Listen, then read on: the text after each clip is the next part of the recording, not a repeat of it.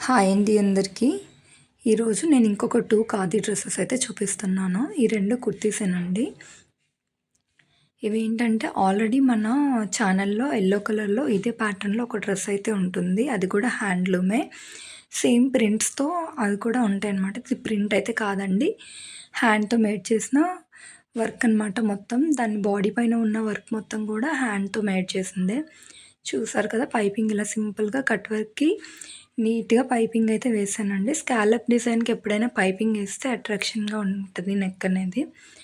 And piping వేయడం వల్ల ఏంటంటే నెక్ గూడా మంచి లుక్ అనేది వస్తది బాడీ పైన పడేసరికి. అదేంటంటే ఫినిషింగ్‌గా లేకపోతే బావుండదండి స్కాలప్ డిజైన్‌కి.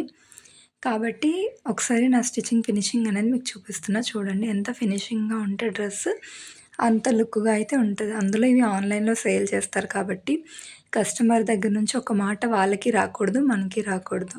అంతే కదండీ! వాళ్ళొక మాట పడితే ఇంకోసారి మనకివ్వరు. మనం ఒక మాట పడితే మనకు బాధగా అనిపిస్తుంది. దీనికైతే చిన్న పఫ్ స్లీవ్స్ అయితే పెట్టానండి పైన. ఇది పికాక్ డిజైన్ అయితే వచ్చింది. ఇది కూడా హ్యాండ్‌తో మేడ్ చేసిన డిజైనే. దీనికి కూడా చిన్న డిఫరెంట్ స్కాలప్ పెట్టి దానికి గూడా పైపింగ్ అనేది ఇచ్చాననమాట.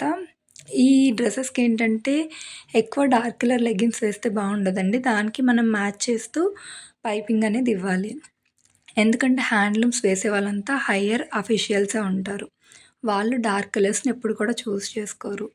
సో దట్ వాళ్ళ టేస్ట్‌కి తగ్గట్టు మనం స్టిచ్ చేసి ఇవ్వాలి. ఎందుకంటే ఒక కస్టమర్ ఒక డ్రెస్ సాటిస్ఫై అయితే ఇంకొకటి వాళ్ళే తీసుకొనిచ్చి